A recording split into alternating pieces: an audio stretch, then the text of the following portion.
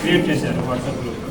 అది 2 డేస్కి ఒకసారి ఇంప్రూవ్ అయింది. మీరు అయిపోయింది మంచిగా నీట్గా చేసి రెడీ ఇచ్చారు.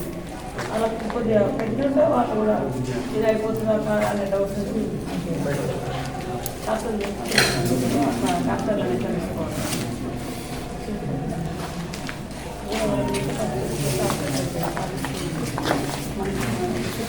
అసలైన తొలి వెలుగు.